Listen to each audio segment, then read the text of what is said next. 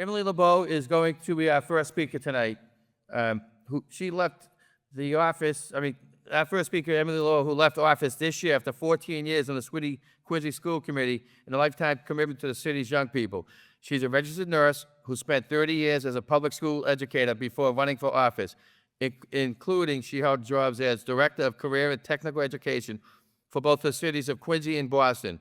There has been few, if any, stronger voices over the last 40 years on behalf of our public schools and our students. Emily, please.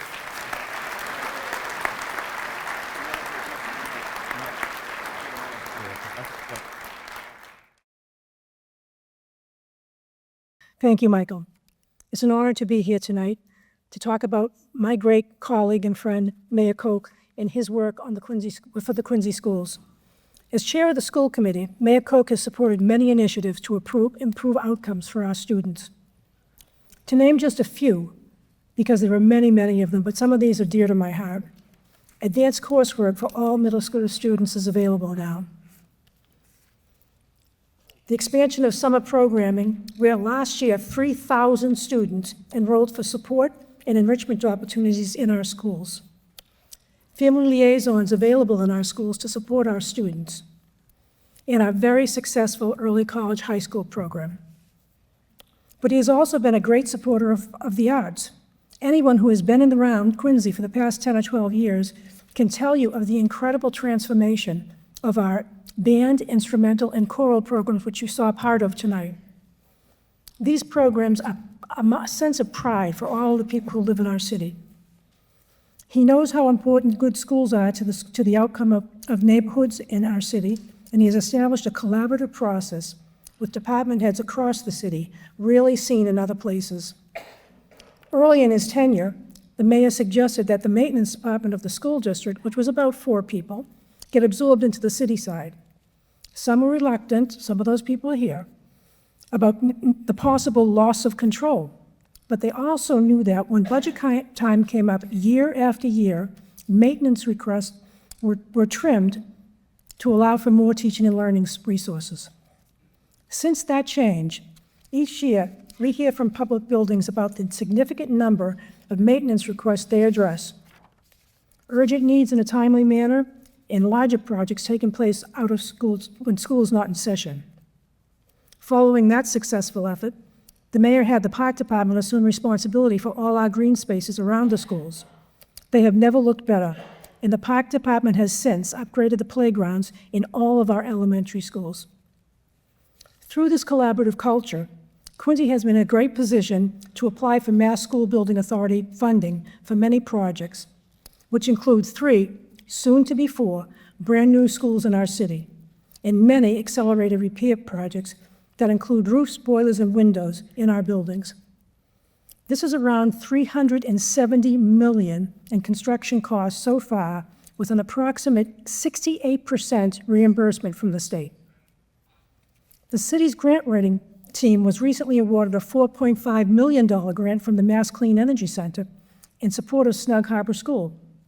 The funding will be used to upgrade the school's electrical service, design and install a new HVAC system, LED lighting upgrades, and the installation of building controls.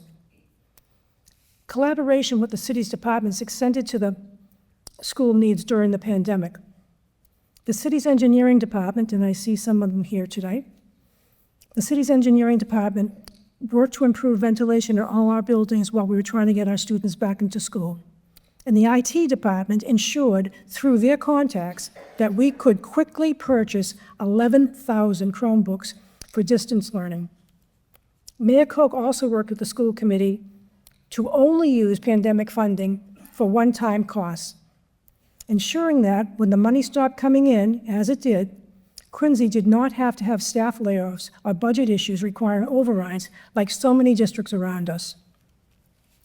The mayor also had the foresight to build the Rick Cristofaro Learning Center, allowing some of our most vulnerable students to go to school in their home district. This means that students would not need to be transported to school sometimes more than an hour away from home, and they can have their individual needs met in a space that was specifically designed for them. Today, there are 52 students enrolled.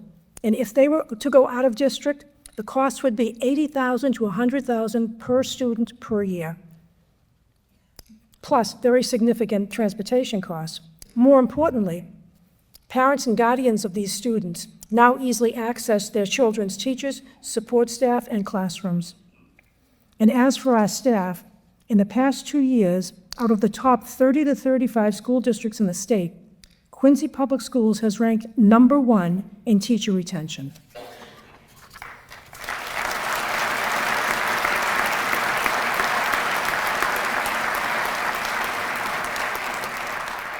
Mayor Koch has been and is a champion for our schools and uses everything at his disposal to support them. He understands how important these children are, as we heard, to the future of our city.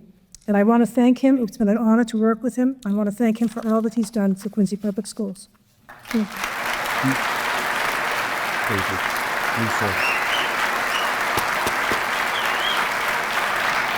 Thank you, Emily.